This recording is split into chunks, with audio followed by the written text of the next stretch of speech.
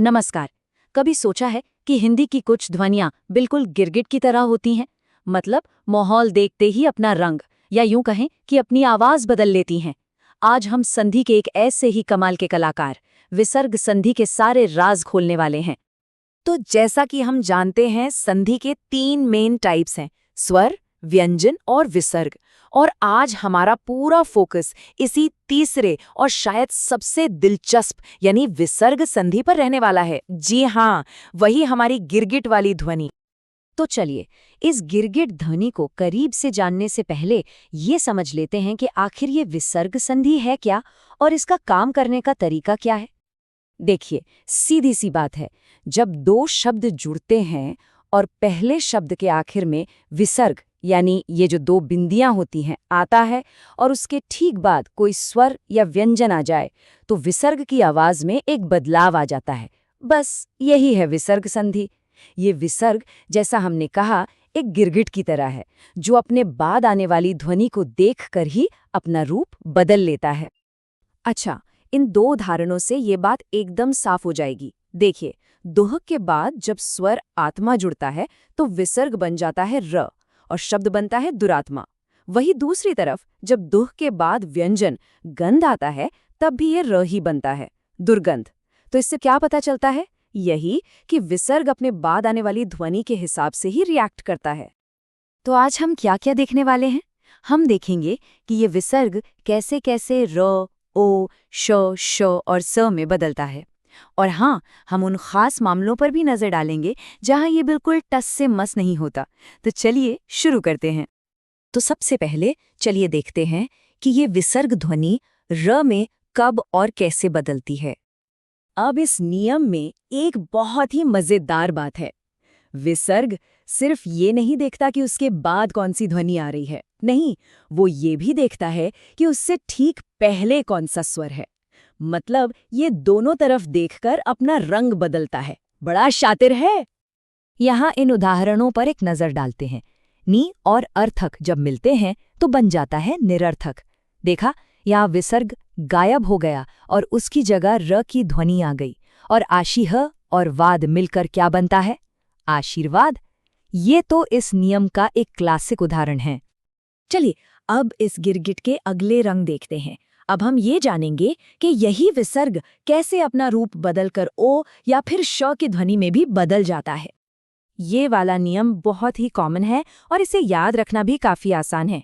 इसकी रेसिपी समझ लीजिए। विसर्ग से पहले अ होना चाहिए और उसके बाद या तो फिर से अ हो या फिर कुछ खास व्यंजन हो, और नतीजा क्या होगा?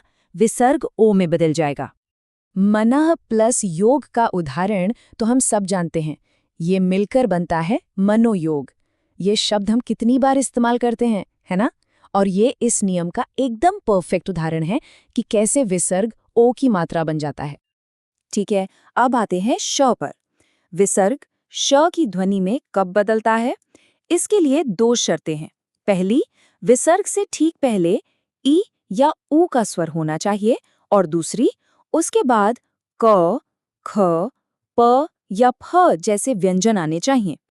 उदाहरणों से ये बात एकदम साफ हो जाएगी। नेह और फल को ही ले लीजिए। जब ये दोनों मिलते हैं तो विसर्ग हट जाता है और उसकी जगह ले लेता है श, और शब्द बन जाता है निष्फल, सिंपल। और अब बारी है हमारे आखिरी बड़े बदलावों की। चलिए देखते हैं कि ये विसर्ग कब श या स में बदल जाता है। अच्छा, ये नियम याद रखना काफी आसान है क्योंकि यहाँ एक बहुत ही क्लियर पैटर्न है। अगर विसर्ग के बाद च या छ आए तो बनेगा श, और अगर उसके बाद त या थ आए तो बनेगा स। देखिए, कितना सीधा साधा हिसाब है। यहाँ उदाहरणों में ये कॉज एंड इफेक्ट बिल्कुल साफ दिखता है। जैसे नेह के बाद जब चय आया तो नतीजा हुआ निश्चय। यहाँ विसर्ग श में बदल गया। एकदम सीधा कनेक्शन है।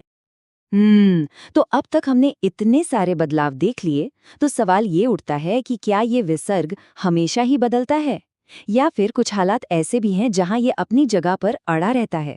चलिए इसी का पता लगाते हैं। तो अब बात करते हैं अपवादों की, क्योंकि देखिए, कभी कभी सबसे जरूरी नियम यही जानना होता है कि नियम कहाँ लागू नहीं होता। अब जरा इस तुलना को ध्यान से देखिए।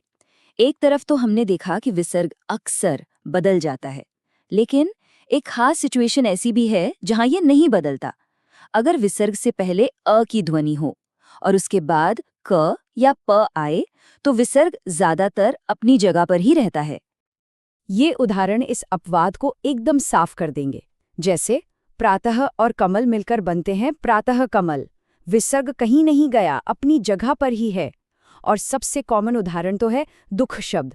हम सब इसे ऐसे ही लिखते और बोलते हैं ना। यहाँ भी विसर्ग अपनी जगह पर कायम है। तो कुल मिलाके हमने क्या देखा कि विसर्ग सचमुच में एक गिरगिट ध्वनि है। ये र, ओ, श, श या स कुछ भी बन सकता है, या फिर कभी-कभी अपनी असली पहचान भी बनाए रखता है। सब कुछ इस बात पर निर्भर करता है कि उसके आगे पीछे कौन सी ध्वनियां हैं। तो अब जब हम सब इन पैटर्न्स को समझ गए हैं, तो अगली बार जब भी कुछ हिंदी में पढ़ें या सुनें, तो इन छिपे हुए ध्वनि परिवर्तनों पर ध्यान देने की कोशिश जरूर करें। क्या पता ये गिरगिट कब अपना रंग बदलता हुआ दिख जाए। यकीन मानिए, ये अपनी भाषा को और गहराई से समझने का एक बहुत ही शानदार तरीका है।